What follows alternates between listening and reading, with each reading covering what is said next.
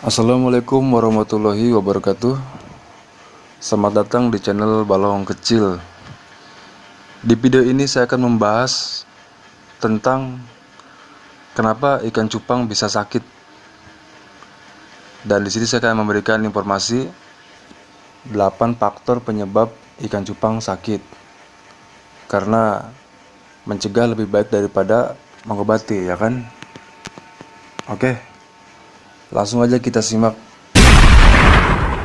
Oke teman-teman, sebelum saya bahas, saya akan cerita sedikit tentang kemarin cupang saya mati. Oh no!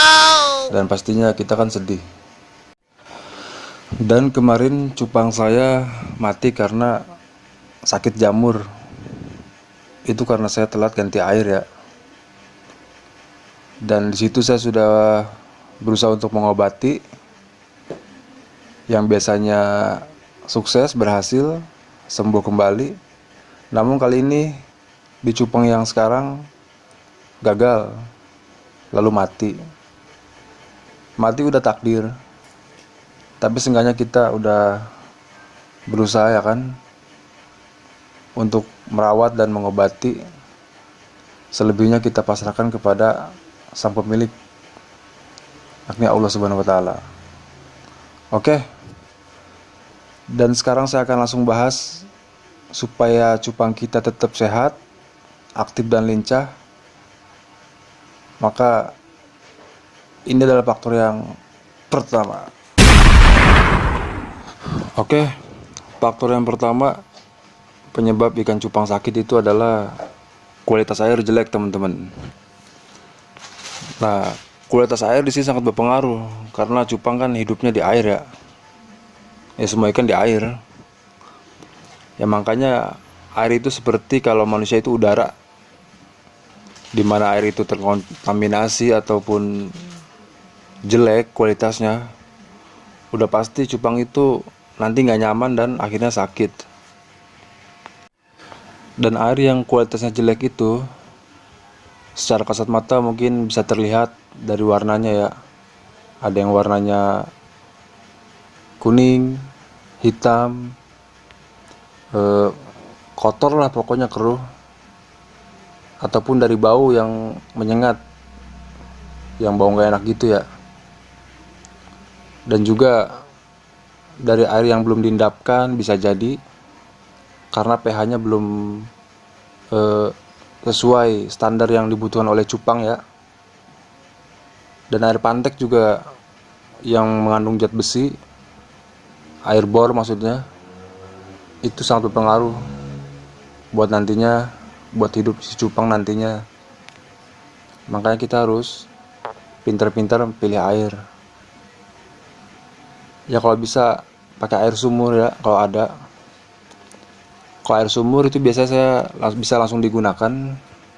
Sedang kalau teman-teman nggak ada air sumur, misal tinggal di Jakarta kan biasanya air pump ya, itu bisa diendapin dulu selama, kalau saya minimal 2 hari, maksimal 3 hari atau lebih, ya lebih bagus. Oke.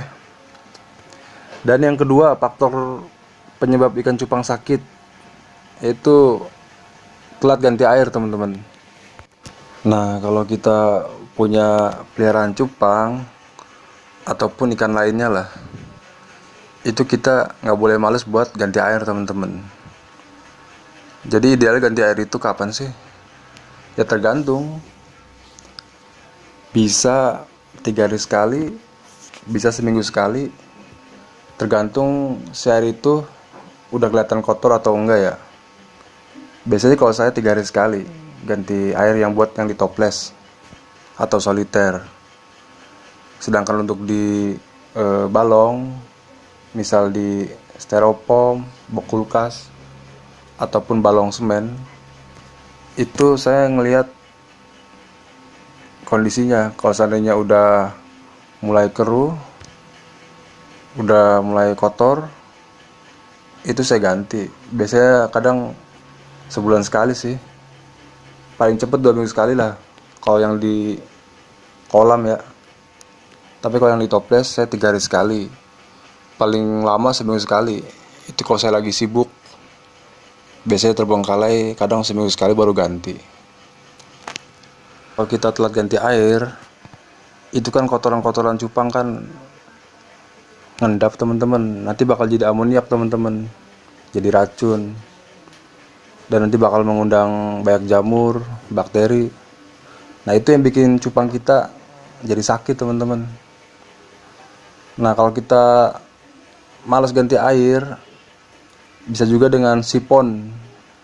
Jadi kita ambil aja tuh si kotoran itu, kita sedot pakai selang yang buat aerator tuh ya, selang kecil. Nah bisa pakai itu kalau kita malas ganti air. Oke, yang ketiga, faktor penyebabnya adalah pakan tidak steril teman-teman. Oke, pakan steril ini biasa dikhususkan buat pakan hidup ya, seperti kutir, kutu air. Itu kalau kita kasih kutu air yang kita ambil dari entah kita kultur ataupun ngambil sendiri ya, nyari sendiri di selokan atau di sawah, itu biasa suka ada kutu jet atau kutu batu tuh. Nah itu nggak baik buat cupang. Kadang ada juga ulat-ulat kecil itu. Nanti kalau kita nggak sortir, berarti kan nggak steril. Nanti bisa jadi dimakan cupang nanti bakal pengaruh, bakal sakit cupangnya. Kadang dicasut juga tuh cacing sutra. Itu biasanya kalau kurang steril cacing sutranya, nanti ikan cupangnya biasanya kena penyakit dropsy teman-teman, atau sisik nanas. Dan kalau udah sisik nanas itu susah sembuhnya. Saya cuma berhasil 2 kali nyembuhin sisik nanas, selebihnya gagal. Makanya kalau udah sisik nanas tuh udah pusing teman-teman. Hanya bisa berusaha dan berdoa, selebihnya pasrah. Oke, yang keempat, pakan berlebihan. Nah ini kita kalau kasih makan cupang sebaiknya jangan terlalu banyak ya, jangan berlebihan. Karena emang dimana-mana yang berlebihan itu nggak baik ya. Jadi makan secukupnya aja. Entah itu pakan hidup ataupun pakan mati seperti pelet. Dan untuk pelet, biasanya kalau kita kasihnya kebanyakan, berlebihan, nanti yang nggak dimakan itu nanti bakal jadi racun teman-teman, amoniak. Makanya bahaya banget kan buat cupang kita. Dan kalau saya biasanya kasih pelet buat cupang dewasa itu antara 5 sampai 10 butir ya. Sedangkan untuk remaja itu di bawahnya itulah. Ya pokoknya perkiraan aja. Jadi jangan sampai kebanyakan ya. Oke, lanjut. Yang kelima adalah kurang sinar matahari teman-teman. Nah seperti kita ketahui bersama ya kan, yang namanya air dan matahari itu adalah sumber kehidupan teman-teman. Jadi nggak cuma manusia aja, hewan pun sangat butuh dengan yang namanya matahari, sinar matahari. Jadi cupang kalau jarang terkena sinar matahari teman-teman, dia akan kuncup teman-teman, akan lemas. Jadi kayak pasif gitu loh teman-teman. Jadi pergerakannya itu kurang lincah, kebanyakan diemnya, dan juga nanti bakal banyak bakteri di situ. Nah, fungsi sinar matahari adalah itu kan buat bunuh bakteri yang di dalam air itu teman-teman, entah dalam toples ataupun balong. Jadi ya peranan matahari itu sangat penting banget teman-teman. Makanya jangan lupa sempatkan waktu buat menjemur ikan cupang. Oke, lanjut. Faktor yang keenam adalah serangan hewan atau serangan parasit ya. Nah biasanya ini untuk yang di kolam teman-teman, untuk yang di balong. itu suka ada serangan dari anak capung yang suka nancepin di badan ikan tuh teman-teman. Karang di kepala, di sirip, di ekor. Nah itu bahaya banget teman-teman. Bisa bikin cupang kita jadi sakit, bahkan mati. Juga predator seperti ular, kodok, ayam, kucing, ya segala segala macam lah yang kira-kiranya cupang kita bakal dimakan dia. Makanya kalau bisa kita pantau keamanan si balong cupang kita teman-teman, biar nggak ada gangguan dari hewan lain.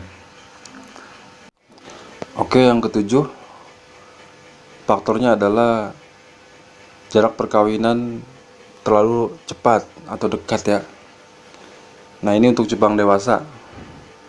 Biasanya orang setelah ngebreed cupang, ada kata orang katanya minimal seminggu udah bisa dibreed lagi. Itu untuk jantan, sedang untuk betina 2 minggu. Nah kalau kata saya, pengalaman saya itu, ya mungkin pengalaman teman-teman berbeda ya. Tapi kalau saya itu kurang tepat teman-teman. Kalau menurut saya, kapan jantan itu bisa dikawinkan lagi setelah kawin? Nah itu kita lihat kondisi teman-teman. Kalau sekiranya si jantan itu udah sehat, agresif lagi, udah sobu lagi, sering bikin busa, nah itu bisa dikawinkan lagi. Ya mungkin minimal untuk jantan 2 mingguan lah ya, sedang untuk betina sebulan lah. Makanya saya kalau ngebreed itu kebanyakan jantannya sedikit, betinanya banyak. Karena jantan 2 minggu udah bisa dikawinkan lagi, sedang betina kan masih lama tuh, sebulan. Karena betina kan satu dia buat memulihkan bekas luka setelah kawin, dan juga buat mengisi telurnya kembali kan, biar full egg lah istilahnya, full telur badannya. Jadi minimal 2 minggu sekali. Tapi kalau seandainya sebelum 2 minggu cupang udah kelihatan sehat, agresif, udah prima lagi, ya silakan kalau mau dikawinkan lagi. Tapi kalau bisa ya jangan terlalu dekat lah jaraknya. Jangan seminggu, itu terlalu cepat kalau kata saya. Jadi itu lihat kondisinya ya. Oke, yang terakhir, jangan diadu teman-teman. Cupang itu memang awalnya disebut ikan aduan ya. Tapi kalau menurut saya, mau itu cupang aduan, cupang Medan, cupang Singapura, ataupun cupang hias, itu kalau bisa jangan diadu teman-teman. Kenapa nggak boleh diadu? Ya dosa teman-teman. Udah sih, itu aja alasannya, dosa. Jangan demi kenikmatan sesaat terus kita mengorbankan si cupang, binatang yang tidak salah apa-apa ya kan, kita aduin cuma buat nafsu kesenangan sesaat doang.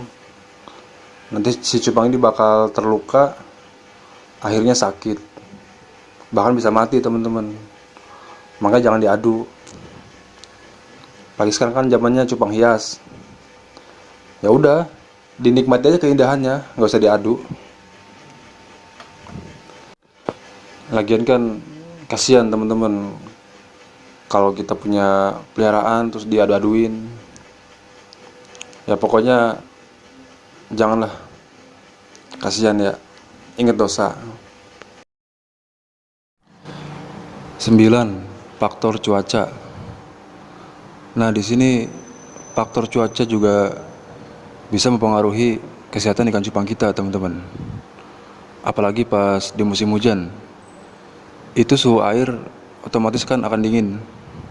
Nah, di sini teman-teman harus bisa menjaga suhu air agar tetap stabil dan tidak terlalu dingin. Juga teman-teman harus waspada saat musim sedang pancaroba, di mana suhu air sangat drastis cepat sekali berubah. Sebentar panas, sebentar hujan, dan itu sangat kurang bagus sekali untuk kesehatan ikan cupang kita. Makanya teman-teman harus bisa menjaga suhu air agar cupang kita tetap sehat, tidak terganggu oleh cuaca apapun ya. Oke, terima kasih yang sudah menonton dan mendukung channel Balong Kecil. Semoga video ini bermanfaat. Bila ada kekurangan dan kesalahan dalam saya memberikan informasi, saya meminta maaf. Di sini saya hanya berbagi pengalaman. Semoga dapat bermanfaat harapannya. Oke, akhir kata, wassalamualaikum warahmatullahi wabarakatuh.